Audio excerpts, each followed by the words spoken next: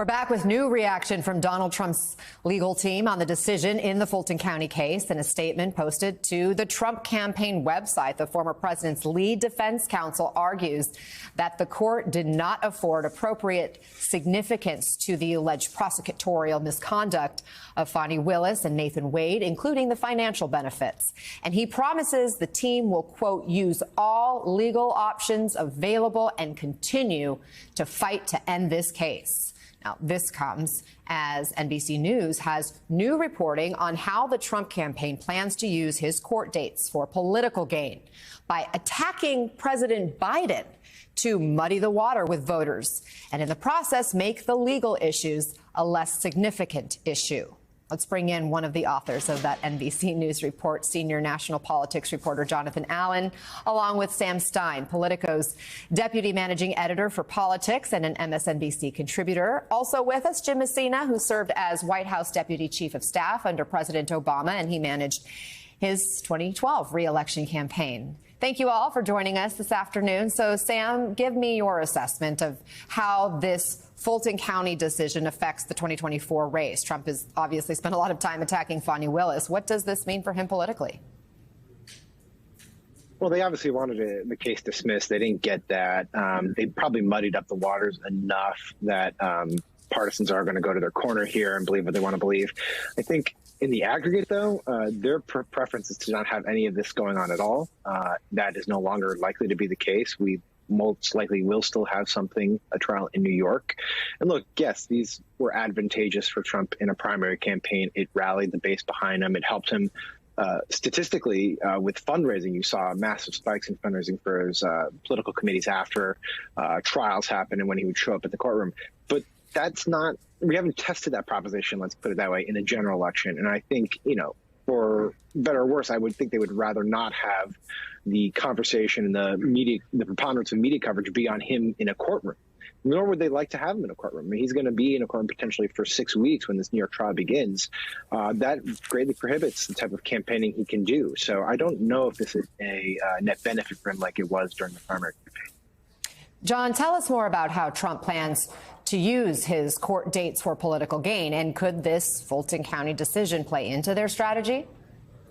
Sam did a very good job of explaining sort of the thinking inside Trump world in terms of recognizing that this is not good for them and that the best they can hope for, in talking to people around him is to sort of neutralize or blunt this issue a little bit in terms of the general election. But Sam also made a good point about just how much this has benefited him with this base. He loves to be able to go to court and then raise money off of it. I think what you're going to see, though, is a little bit of a bifurcation of the strategy. So Trump will go to court. He's going to raise money. He's going to make the argument that he's the victim of persecution by prosecution, as he has been arguing for so long, hoping that that not only does the base, but also gets a little bit to some persuadable voters.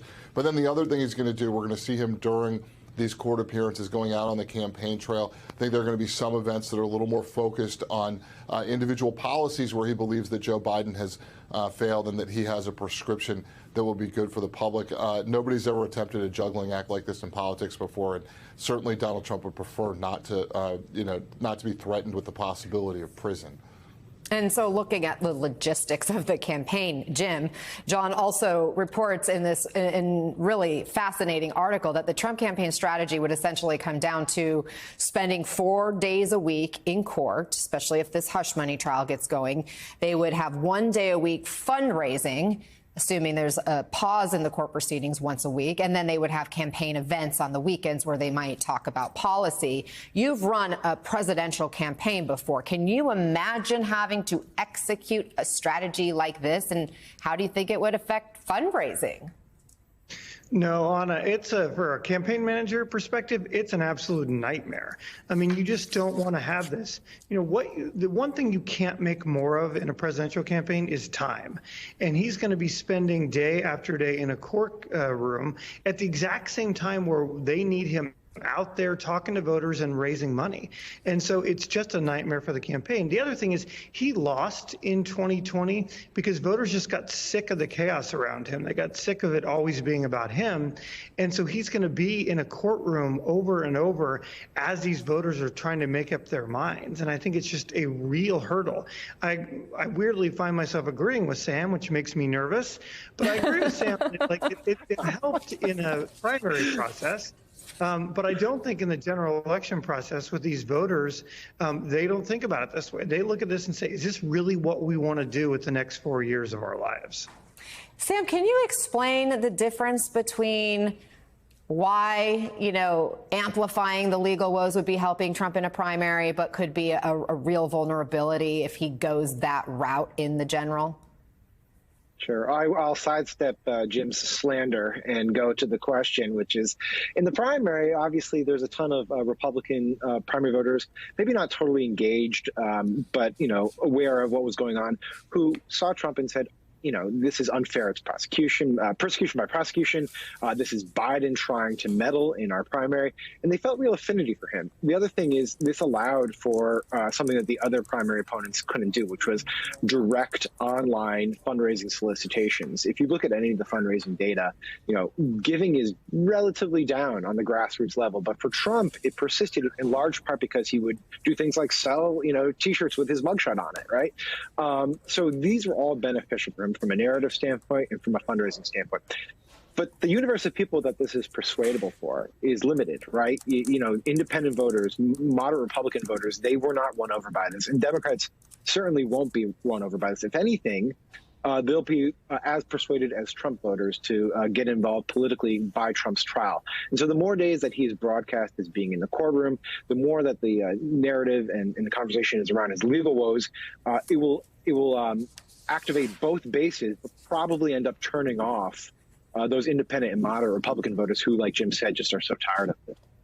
On dealing with the legal woes, Jim, NBC News talked to a Trump advisor who said, we don't even need to win the argument. We just have to neutralize it. If we do, the decision-making calculus favors us. So they're saying we don't need to necessarily get extra votes or energize more voters with the legal issues. If we could just kind of make it a neutral thing, that's going to work in our favor. Is it possible for the Trump campaign to actually neutralize his legal issues? I don't think so. I mean, maybe voters will say, okay, they both got legal issues, but Anna, that's playing chess, or that's playing checkers when we need to be playing chess. And Sam and John have exactly right that he's just going to spend day after day talking about himself being in court when these voters are making up their minds. So we might get to a place where voters don't really understand the legal arguments. What they're going to understand after an entire fall of seeing Donald Trump in a courtroom is that he's in trouble. He's always about him, and there's something shady around him. And that just, you can't spin that. It just doesn't help you make your case to these small amount of voters who are undecided in this election. John, final thought. Yeah, I would just say it's interesting. Jim is sort of presenting this as a referendum on Donald Trump, and Donald Trump being in court kind of plays into that. Typically what you would see with a sitting president, particularly one with such low approval ratings, is that the Republican side, the other side, would be trying to paint this completely as a referendum on Biden. Instead, what they've got is a little bit of a split screen where they're making an argument on policy about a referendum on Biden, who they say has failed. And at the same time, Donald Trump is going to take all of that attention away. It'll be fascinating to see how that plays out. Certainly an unusual and sort of mind-exploding political season that we're watching. Our minds are exploding already, and we're just getting going. John Allen, Sam Stein, and Jim Messina. Happy Friday, guys. Thanks so much.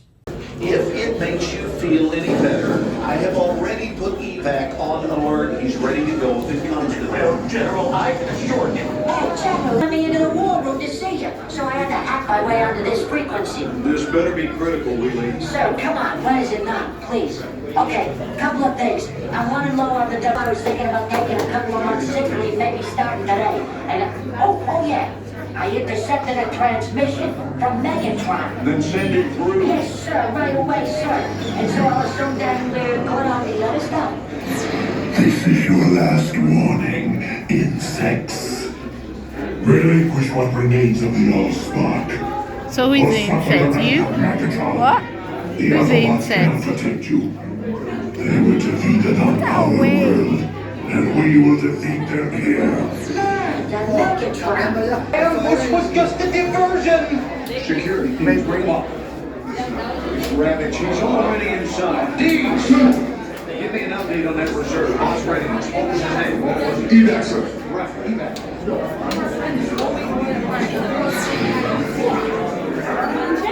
She's right in front.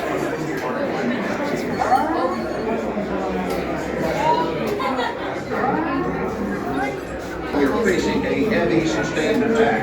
They appear to be after the Allspark. General! General! You need to evac immediately, General. Evac everything. Hold on. National security advisory. Stand down. Check it out. The failed the mission operations. The amateurs are suicide mission.